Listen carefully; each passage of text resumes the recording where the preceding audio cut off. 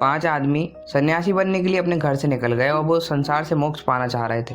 उन्होंने विचार किया कि यदि वो सन्यास ग्रहण कर लेंगे, सन्यासी बन जाएंगे, तो उन्हें इस संसार से मुक्ति मिल जाएगी। वे सभी घर से बहुत दूर निकल गए और एक तालाब के किनारे नीम के पेड़ के नीचे बैठ गए और बात करने लगे। नीम का पेड़ बहुत बूढ़ा था और उनकी बात पूरे ध्यान से सुन रहा था।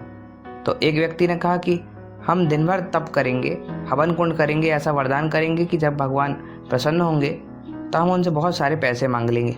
दूसरा व्यक्ति ने कहा कि जब भगवान प्रसन्न हो जाएंगे तो हम उनसे बल मांगेंगे, क्योंकि यदि हमारे पास बल होगा, ताकत होगी, तब हम अधिक समय तक, ज़्यादा टाइम तक अपनी इच्छाओं की पूर्ति के लिए तप कर पाएंगे। तीसरे ने कहा कि हम उनसे बुद्धि मांगेंगे, हम कभी भी इस संसार में किसी के धोखे में ना आए और कोई हमें ठग ना पाए।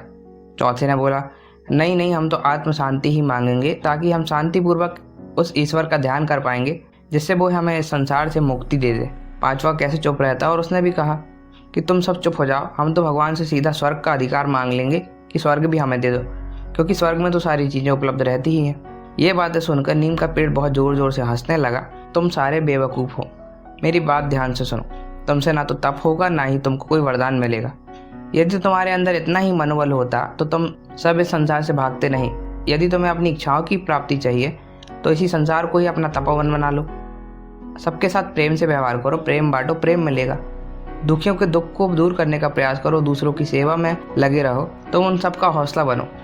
सन्यासी बनकर सिर्फ अपने लिए जीवन जीना इस संसार का सबसे बड़ा पाप है। फिर देखना, जब तुम ऐसा करोगे तो ऊपर वाला भी तुम्हारी सारी इच्छाएं पूरी करेगा और तुम सबसे ज़्यादा खुश हो जाओगे।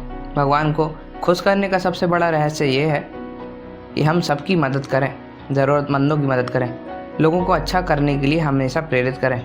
और एक दिन ऐसा भी आएगा जब भगवान ऊपर बैठे हमारी खूब प्रशंसा करेंगे कि हम अपने लिए नहीं बल्कि दूसरों के लिए भी कुछ अच्छा करने के लिए जी रहे हैं।